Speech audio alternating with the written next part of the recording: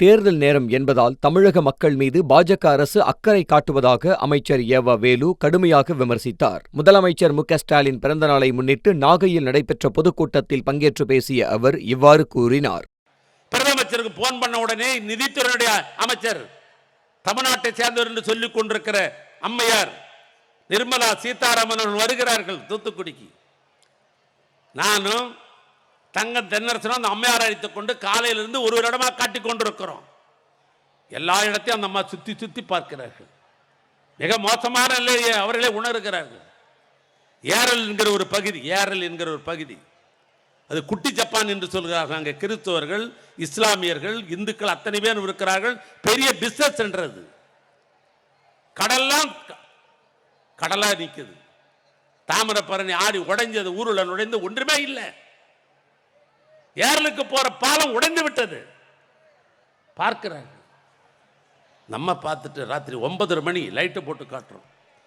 அந்த மாதிரி நொச்சு கொட்டுகிறாங்க. ஐயோ, பாலமே இடிஞ்சு போய் விட்டதா, ஊரே அழிஞ்சு போயிருக்கிறது. இவ்வளவும் சொல்லுகிறார்கள், நேரடியாக பார்க்கிறார்கள்.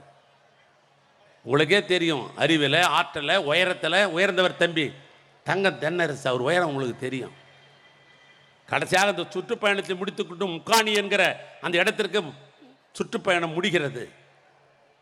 அவர் உயரத்துக்கும் என் உயரத்துக்கும் அந்த அம்மா காரில் ஏற்றிட்டு எங்களால் எவ்வளவு குனிய முடியுமோ அவ்வளவும் குனிஞ்சு காரில் ஏற்றவர்களை நானும் அவரும் எவ்வளவு எங்களால் குனிய முடியுமோ அவ்வளவும் குனிஞ்சு வணங்கி, அம்மா நீ ஒரு பெண், தாய் உள்ளம் கொண்டவர். காலையிலிருந்து நீங்கள் எல்லாம் இந்த பார்த்தீர்கள். எங்கே பார்த்தாலும் வெள்ளக்காடு. கட்டிய துணியோடு நிற்கிறான். முதலமைச்சர் 18,000 கோடி ரூபாய் கேட்டிருக்கிறார். பிரதமரிடத்திலே நீங்கள் சொல்லுங்கள்.